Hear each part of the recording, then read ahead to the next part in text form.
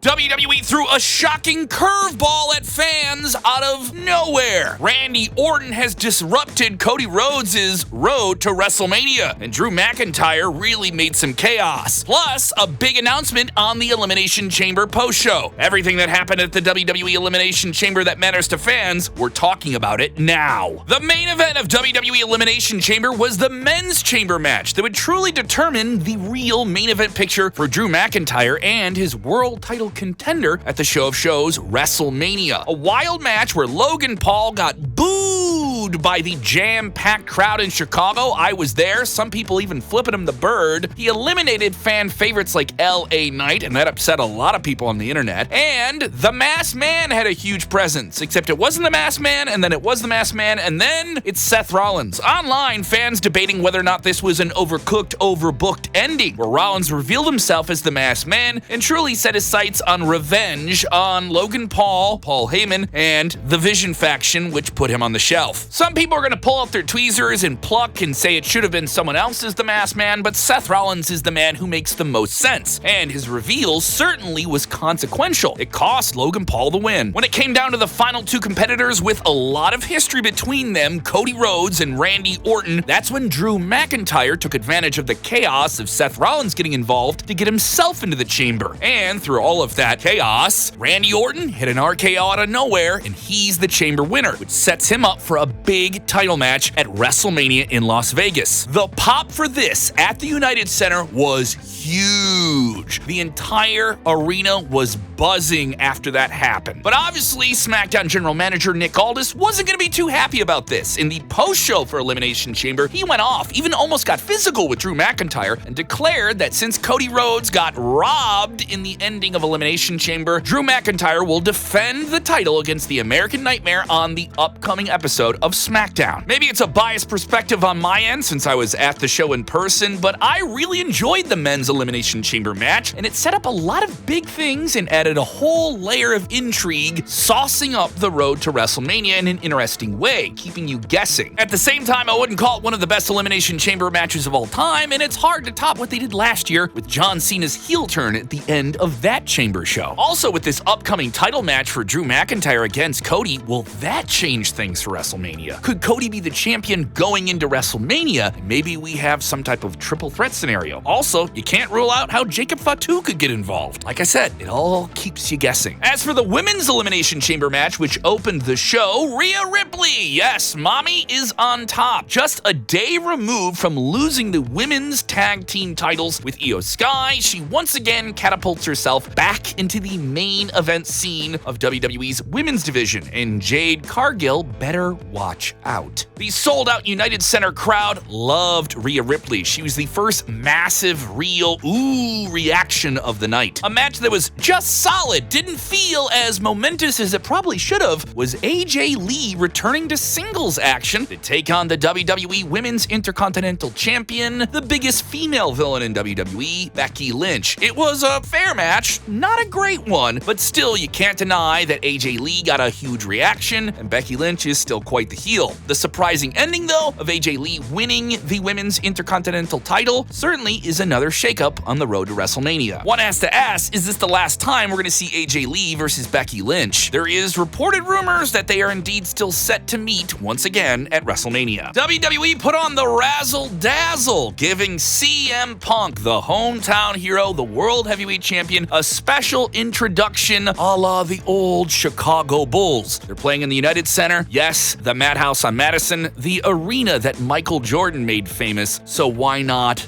play into these circumstances? It was quite cool to see live. Now, his match with Finn Balor was very underrated overall in terms of Elimination Chamber. Obviously, people are going to leave talking about everything with Seth Rollins and Randy Orton winning, but cannot deny that this is a really strong match that played into the strengths of both men and had you guessing for a second. They had you thinking just a little bit on those near falls that, wait, could Finn Balor do this? But no. Obviously, the predictable inevitable outcome was CM Punk winning this match in his hometown and marching on to face Roman Reigns at WrestleMania. But I'll give it to both men. This was a strong back-and-forth match, and the signature of that finish with both men completely depleted played into the idea that they completely beat the crap out of each other. Now, Finn Balor shaking CM Punk's hand afterwards. That was interesting. What is the Judgment Day going to think of that? What is Dirty Dominic Mysterio and Liv Morgan going to think of that? Yeah, something makes me think they're going to have something to say about that on Monday Night Raw. Just like the crime thriller movie, What's in the Box? What's in the box? What's in the crate? We've all been asking for weeks. WWE revealed what was in the box, and it was a lot better than the gobbledygooker coming out of an egg in the 90s. Danhausen, yes, gotta love that Danhausen. Yes, very nice, very evil Danhausen, who has been with AEW for a long time, but has basically been benched by them for some reason, recently gets out of his contract and debuts in a very spooky, over-the-top way with ghoulish dancers, and there were some fans at the United Center that wanted something else. And online, there was a mixed reaction to this. Some people claiming they wanted Chris Jericho, or they wanted this guy or that guy, but Danhausen being debuted like this shows that WWE is going to embrace the outlandish side of his character, certainly merchandise it through the roof. As veteran comedy players like R-Truth enter the final stages of their legendary careers, WWE introducing a new comedic player like Danhausen makes a lot of sense. Was the men's Elimination Chamber overbooked? Did it deliver? Did you like the curveballs that were thrown at you with the reveal of the Masked Man and Seth Rollins, the situation with Drew McIntyre, Randy Orton, and Cody Rhodes coming at him for the title, and then all of the shakeups with the women and Rhea Ripley winning? What did you think of Danhausen? Let us know what you thought in the comments below.